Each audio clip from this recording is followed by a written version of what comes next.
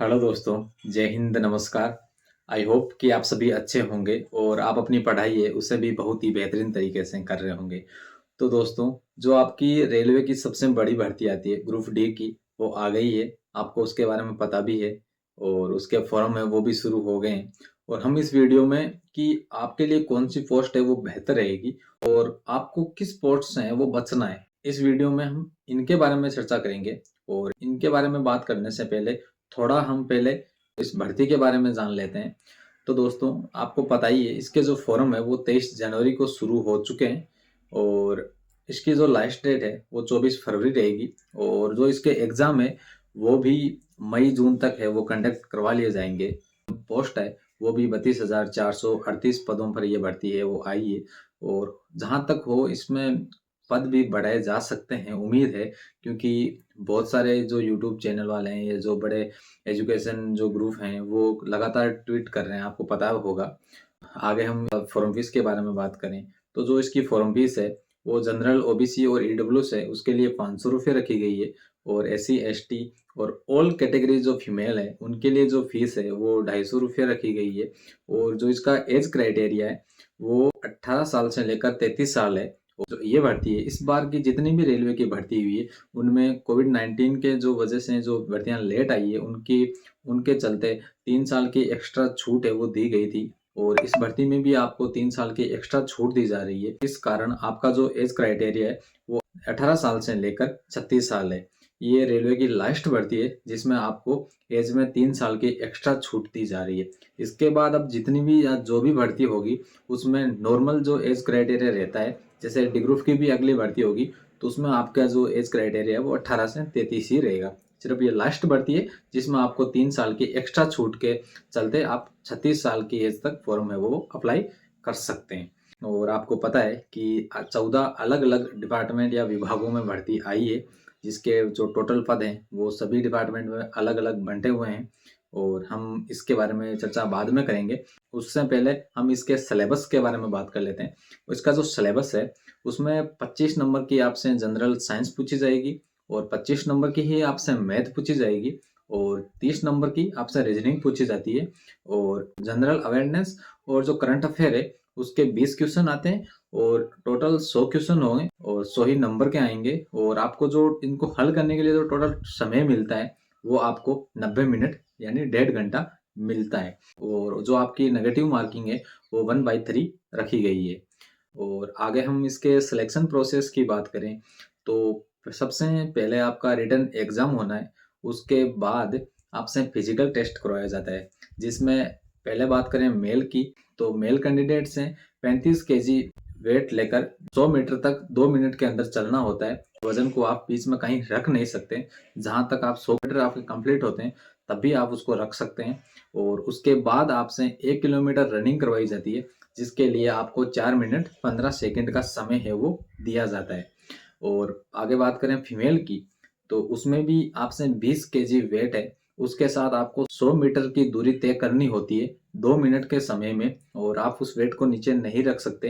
नीचे रखे बिना आपको 100 मीटर की दूरी है वो तय करनी होती है 2 मिनट के अंदर। और जब आप ये कंप्लीट कर लेते हैं उसके बाद आपसे वही 1 किलोमीटर रनिंग होगी, यानी कि 1000 मीटर आपसे रनिंग करवाई जाएगी।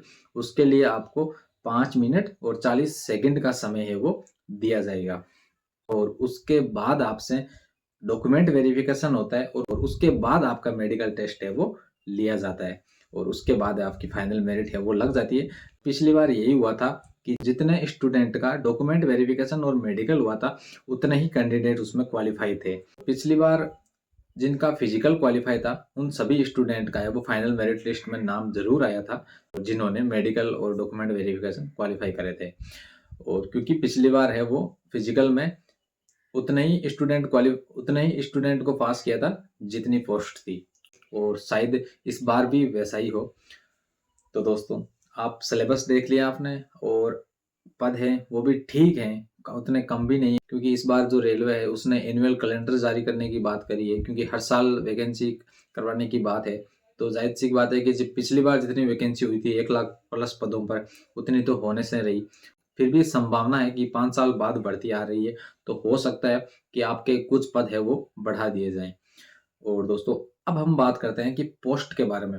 मेरे दोस्तों, आपको सबसे ज़्यादा एक ही बात का ध्यान रखना है कि आप जो भी पोस्ट प्रेफ़रेंस चूज़ करो, कोई नहीं, लेकिन आपको इंजीनियरिंग विभाग की जितने भी पोस्ट हैं, उनको नीचे ही रखना है और उनमें भी जो ट्रैक मेंटेनर की पोस्ट है, एकमात्र जो पोस्ट मैं एक बार फिर से आपको बता रहा हूँ, जो ट्रैक मेंटेनर 4 की जो पोस्ट है, जिसके इस भर्ती में सबसे अधिक पद भी आए हैं, उस पोस्ट को आपको सबसे लास्ट में रखना है।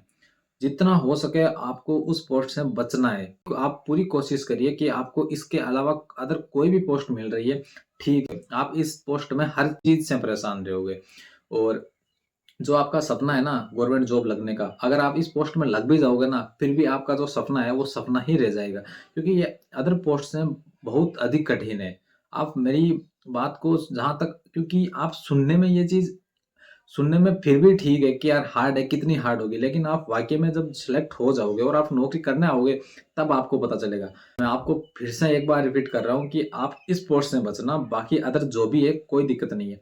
अगर जिन दोस्तों ने अभी तक फॉर्म नहीं भरा है, जिनको तो जल्दी भरने वाले हैं, वो एक बात मेरी इस बात को ज़रूर ध्यान लें, आपको ट्रैक मेंटेनर 4 की जो पोस्ट है, उसको सबसे लास्ट में भरना है आपको। बाकी जैसे आप भरो, कोई दिक्कत नहीं। और कौन-सी पोस्ट आपके लिए बेहतर रहेगी, उसके बारे में हम अगले वीडियो में बात करेंगे। और उससे पहले अगर कोई स्टूडेंट फॉर्म भर रहा है, तो वो एक ही बात का ध्यान रखें कि आप इस पोस्ट को सबसे नीचे रखें। आपको कैसे पता रहेगा? तो जिस विभाग में सबसे अधिक पद आए हैं, उसको सबसे लास्ट में रखना है आपको। मित्र वाले से फॉर्म भरवाओ, अपना आप वो नहीं भरेगा क्योंकि हमारे साथ यही गलती हुई कि हमारी पोस्ट प्रेफ़रेंस है, वो अवरोही क्रम में भर दी गई थी कि जिसकी ज़्यादा पोस्ट है, उसको उसने फर्स्ट प्रेफ़रेंस पे रख दिया और सबसे ज़्यादा पोस्ट है, वो ट्रैक मेंटेनर की ही थी। इसलिए आप इस बात का ज़रूर ध्यान रखें, मित्र वाले के भरोसे फॉर्म नहीं भरवाएँ। आप खुद उससे बोलें कि जो फर्स्ट प्रेफ़रेंस है, वो वर्कशॉप वाली पोस्टों में भरवा लीजिए आप, उससे बता दीजिए और सबसे लास्ट में आपको 14 नंबर पर आपको ट्रैक मेंटेनर ही रखनी है। इस वीडियो में इतना ही दोस्तों, अगले वीडियो में हम मिलेंगे और मैं आपको हर एक पोस्ट के बारे में वो चीज़ें बताऊँगा जो रियलिटी है। क्योंकि गवर्नमेंट जॉब जब तक स्टूडेंट नहीं लगता है, तब तक उसके मन में ये सपना रहता है कि मुझे गवर्नमेंट जॉब लगना है, चाहे मुझे कुछ भी मिल जाए। क्योंकि उसके मन में सिर्फ़ एक ही बात रहती है कि मुझे चाहे गवर्नमेंट का होना चाहिए, कुछ भी मिल जाए, चाहे चपरासी की नौकरी क्यों नहीं मिल जाए। और जब जॉब लग जाता है, उसके बाद उसकी हकीकत पता जब सामने आती है या पता चलती है, तब स्टूडेंट या विद्यार्थी को ये अनुभव या अनुमान होता है कि यार कौन-सी पोस्ट है, कहाँ फँस गए हम।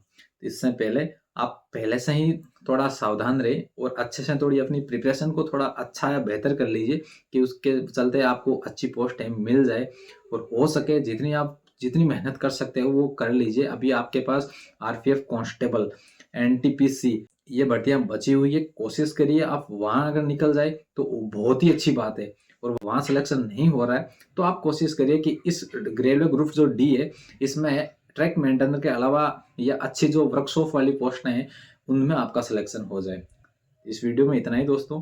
वीडियो अगर आपको अच्छा लगा हो और आपको वाक़ई में अगर मेरी बातें अच्छी लगी हो, तो आप वीडियो को ज़रूर लाइक करें और आपका कोई डाउट है या कोई आपके मन में कोई भी क्वेरी है, तो आप मुझे कमेंट बॉक्स में कमेंट कर सकते हैं। मैं कोशिश करूँगा आपके प्रश्न का रिप्लाई देने की और आप अपने दोस्तों के पास वीडियो भले मत शेयर करो, लेकिन ये बात ज़रूर शेयर करो कि आपको जितना हो सके आप इस पोस्ट से बचें। ट्रैक मेंटेनर 4 वाली इसको सबसे लास्ट में भरें। अगर जल्दी फॉर्म भरना है, 2-4 दिन रुक कर अगर फॉर्म भर रहे हो, तो मेरा नेक्स्ट वीडियो वो ज़रूर देख लीजिए। थैंक यू दोस्तों, अगले वीडियो में। तब तक आप ध्यान से केयरफुली फॉर्म भरें। थैंक यू दोस्तों। जय हिंद, जय भारत।